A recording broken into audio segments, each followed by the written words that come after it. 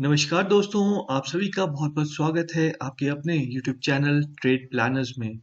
तो आज हम जिस कंपनी की आईपीओ को डिस्कस करने वाले हैं, उस कंपनी का नाम है Indian renewable energy development agency limited, जिसे हम शॉर्ट में इरिडा के नाम से जानते हैं। तो आइए सबसे पहले हम कंपनी की डिटेल्स चेक कर लेते हैं। देखिए, कंपनी इनकॉर्पोरेट हुई थी मार्च 1987 में। जैसे मैंने आपको बताया, ये जो इरिडा है इसका पूरा नाम है Indian renewable energy development agency limited. ये एक पब्लिक लिमिटेड गवर्नमेंट कंपनी है। इरिडा एक मिनी रत्न कैटेगरी 1 गवर्नमेंट एंटरप्राइज है और ये जो एडमिनिस्ट्रेटिवली कंट्रोल्ड होती है ministry of new and renewable energy के द्वारा। देखिए, फाइनेंशियल ईयर 21-22 में इरिडा ने highest ever loan sanctions achieve किए, जो कि थे अराउंड 23,921.06 करोड़, और जो इनकी लोन डिस्बर्समेंट थे वो थे 16,070.82 करोड़। इरिडा एक एक्सपीरियंस्ड फाइनेंशियल इंस्टीट्यूशन है जो कि एक्टिवली प्रमोट करती है, डेवलप करती है और एक्सटेंड करती है फाइनेंशियल असिस्टेंस को for new and renewable energy projects as well as energy efficiency and conservation projects for over 36 years. तो देखिए, काफी लंबे समय से ये कंपनी न्यू और रिन्यूएबल एनर्जी प्रोजेक्ट्स में डील कर रही है और उन्हें फाइनेंशियल असिस्टेंस प्रोवाइड कर रही है। कंपनी ऑफर करती है comprehensive range of financials product and related services from project conceptualization to post commissioning for RE projects and other value chain activities such as equipment manufacturing and transmission. तो देखिए, ये जो projects होते हैं renewable energy के, उनमें एक value chain activities में भी और अदर एक्टिविटीज जैसे कि मैन्युफैक्चरिंग और ट्रांसमिशन के लिए जो इक्विपमेंट्स होते हैं उनके लिए भी ये फाइनेंशियल असिस्टेंस प्रोवाइड करती है। IRDA is committed to facilitating the transition towards a greener and more sustainable future, and as a reliable partner, the company ensures that its clients receive the best possible support and guidance throughout their project. तो देखिए, जैसा हमने देखा कि IRDA new और renewable energy के लिए काम कर रहे हैं, जिससे एक ग्रीनर और सस्टेनेबल फ्यूचर हमें मिल सके। और जैसा कि हमने देखा, ये एक गवर्नमेंट ओन्ड कंपनी है और एक रिलायबल पार्टनर्स है, जिससे इसके जो क्लाइंट्स हैं उन्हें भी बेस्ट पॉसिबल सपोर्ट और गाइडेंस इनके थ्रू मिल सकता है। As of June 30, 2023, the company has a diversified portfolio of term loans outstanding amounting to rupees 4,72,066.63 millions। तो देखिए, इनका जो डाइवर्सिफाइड पोर्टफोलियो है टर्म लोन आउटस्टैंडिंग का, वो भी काफी बेहतरीन है। तो ये था कंपनी के बारे में। तो चलिए एक बार हम कंपनी की वेबसाइट भी चेक कर लेते हैं। तो दोस्तों, ये है इरिडा की ऑफिशियल वेबसाइट। यहाँ पे हमें देखने को मिल रहा है कि इन्होंने कितना अमाउंट लोन डिस्बर्स किया है अभी तक रिन्यूएबल एनर्जी प्रोजेक्ट्स में। ये और देख लेते हैं हम ये कि कहाँ कहाँ पे ये कंपनी काम कर रही है रिन्यूएबल एनर्जी में। देखिए, ethanol production, waste to energy, compressed biogas, biomass cogeneration, wind energy, solar energy, access to energy, floating solar. तो देखिए, इन सभी जगह पे ये काम कर रही है, इनमें ये फंडिंग प्रोवाइड कर रही है।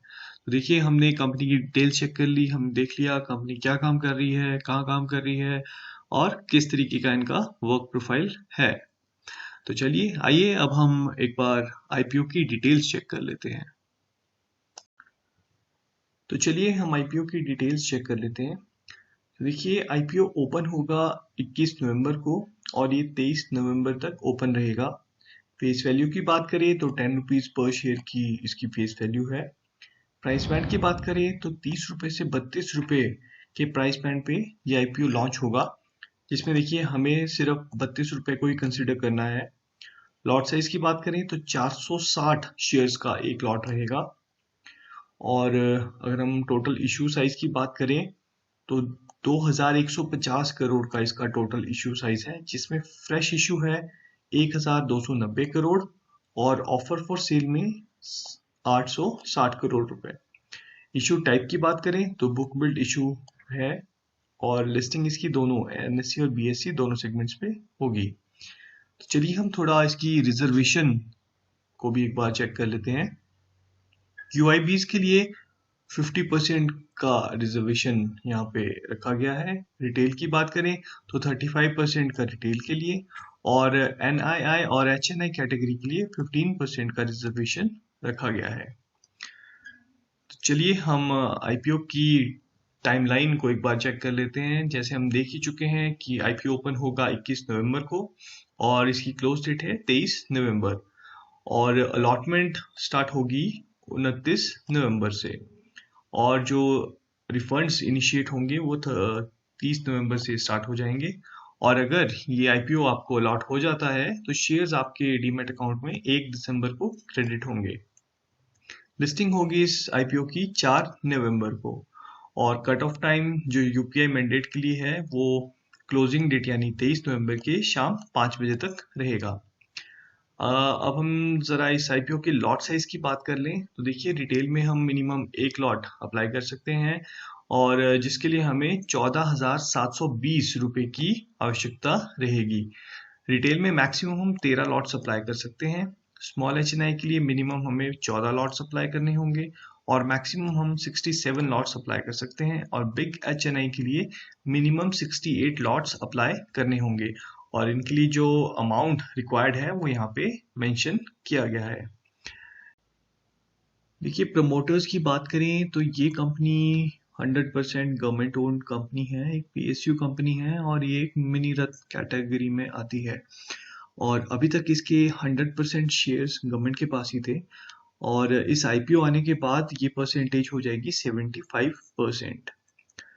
तो चलिए अब हम बात करेंगे इस कंपनी के फाइनेंशियल्स की। दोस्तों लेकिन उससे पहले एक ज़रूरी बात, अगर आपने अभी तक हमारे चैनल को सब्सक्राइब नहीं किया है तो प्लीज़ पहले चैनल को सब्सक्राइब कर लीजिए और अगर आपको वीडियो पसंद आ रही है तो प्लीज़ इस वीडियो को भी ज़रूर लाइक कीजिए और अपने फ्रेंड्स और फैमिली के साथ भी इसे ज़रूर शेयर कीजिए। तो चलिए अब हम बात करते हैं कंपनी के फाइनेंशियल्स की। तो देखिए 2021 से 2023 तक का डाटा यहाँ पे अवेलेबल है। सबसे पहले हम देखते हैं एसेट्स। देखिए मार्च 2021 में जो एसेट्स थे वो थे 30,293 करोड़ जो मार्च 2022 में बढ़ के हो गए 36,708 करोड़। और अगर हम बात करें मार्च 2023 की तो एसेट्स बढ़ के हो गए 50,446 करोड़ और सितंबर तक ये 51,208 करोड़ हो चुके हैं। रेवेन्यू की बात करें तो मार्च 2021 में 2,657 करोड़ थे जो कि मार्च 22 में 2,874 करोड़ हो गए और अगर हम मार्च 23 की बात करें तो 3,483 करोड़ और अगर अभी सितंबर तक की बात करें तो 2,320 करोड़ का रेवेन्यू हो चुका है अभी हाफ ईयर में। प्रॉफिट आफ्टर टैक्स की बात करें तो मार्च 2021 में जो प्रॉफिट आफ्टर टैक्स था वो था 346 करोड़, मार्च 2022 में 633 करोड़ हो गया, मार्च 2023 की बात करें तो 864 करोड़ और अभी सितंबर तक ये हो चुका है 579 करोड़। और अगर ये इसी तरीके से चलता रहा तो इस साल ये हमें 1000 करोड़ से ऊपर देखने को मिल सकता है इनका प्रॉफिट। नेटवर्थ की बात करें तो मार्च 2021 में 2,995 करोड़ था जो कि मार्च 2022 में 5,268 करोड़ और मार्च 23 की बात करें तो 5,935 करोड़ और अभी सितंबर तक 6,580 करोड़ हो चुकी है। रिजर्व और सरप्लस की बात करें तो इसमें भी लगातार इजाफा देखने को मिल रहा है। देखिए बोरोइंग्स की बात करें तो 21 में जो बोरोइंग्स थी वो थी 24,000 करोड़, 22 में वो बढ़ के 27,613 करोड़ हो गई, 23 में ये बोरिंग्स बढ़ के 40,165 करोड़ हो गई, जो कि अभी थोड़ा सा इन्होंने बोरिंग्स को कम किया है। अभी सितंबर तक बोरिंग्स 39,850 करोड़ हो चुकी है। देखिए फाइनेंशियल्स अगर हम देखें तो काफ़ी अच्छे खासे फाइनेंशियल्स देखने को मिले हैं। लगातार इन्होंने हर चीज़ में इंक्रीज देखने को मिला है, चाहे वो रेवेन्यू हो, चाहे वो प्रॉफिट आफ्टर टैक्स हो। नेटवर्थ में भी लगातार इजाफा देखने को मिला है और रिजर्व और सरप्लस भी कंपनी अपने लगातार बढ़ा रही है। थोड़ा सा जो चिंता का विषय है वो थोड़ा सा बोरिंग्स का है, बट देखिए ये एक फाइनेंशियल असिस्टेंस प्रोवाइड करती है कंपनी, तो यहाँ पे बोरोविंग्स का होना तो लाजमी है, क्योंकि ये खुद भी बोरो करते हैं, बट ये आगे भी उसी तरीके से लोन्स जो प्रोवाइड करते हैं उसके लिए एक अच्छा खासा अमाउंट रिक्वायर्ड रहता है। तो अगर हम फाइनेंशियल्स की बात करें तो अच्छे खासे फाइनेंशियल्स देखने को मिले हैं कंपनी के। थोड़ा सा हम इसके की परफॉर्मेंस इंडिकेटर पे भी एक बार नज़र डाल देते हैं। तो जो पीई रेशियो है वो 8.47 है और जो आईपीओ के बाद हो जाएगा 7.42। मार्केट कैप की बात करें तो 8,600 करोड़ की इसकी मार्केट कैप है। आरओई की बात करें तो 15.44%। डेप्ट टू इक्विटी थोड़ा सा ज़्यादा हायर साइड पे है 6.77। ईपीएस की बात करें तो 3.78 का इसका अर्निंग पर शेयर है। और रिटर्न ऑन नेटवर्थ की बात करें तो 15.44%। देखिए बहुत ही ज़बरदस्त फाइनेंशियल्स देखने को मिले हैं इस कंपनी के। बहुत ही अच्छा ग्रोथ इस कंपनी ने दिखाया है और अच्छा खासा प्रॉफिट भी बना के दिया है और लगातार ये कंपनी इंक्रीज कर रही है, चाहे वो प्रॉफिट हो, चाहे अपने एसेट्स हो या इनकी नेटवर्थ हो, सभी में इन्होंने बहुत ही अच्छा इंक्रीज किया है। बहुत ही अच्छी बढ़ोतरी देखने को मिली है हर एक एक्सपेक्ट में।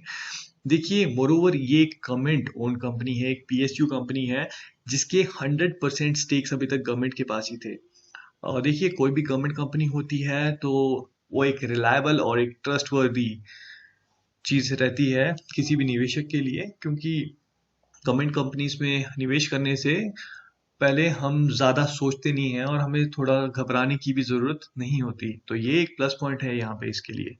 देखिए हमने कंपनी की डिटेल्स चेक कर ली, हमने आईपीओ की डिटेल्स भी चेक कर ली, हमने कंपनी के फाइनेंशियल्स भी देख लिए।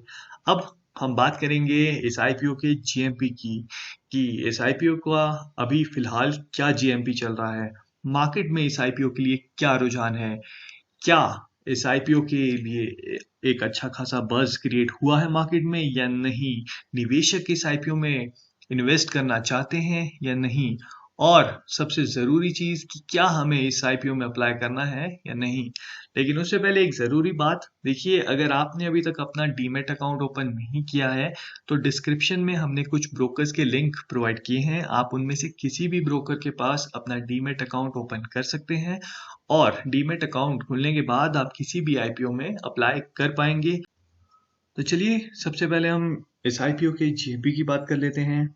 तो फिलहाल जिस समय मैं ये वीडियो रिकॉर्ड कर रहा हूँ, अभी जो करंट जीएमपी चल रहा है वो चल रहा है 7 रुपये और जो इसका इशू प्राइस है वो है 32 रुपये। अगर हम एस्टिमेटेड लिस्टिंग गेन की बात करें तो 21.88% यानी लगभग 22% के करीब इसका एस्टिमेटेड लिस्टिंग गेन अभी देखने को मिल रहा है। तो 22% एक अच्छा खासा लिस्टिंग गेन भी यहाँ पे फिलहाल करंट में जो देखने को मिल रहा है, अच्छा देखने को मिल रहा है। जीएमपी भी कोई बहुत बुरे नहीं है, अच्छे खासे जीएमपी यहाँ देखने को मिल रहे हैं।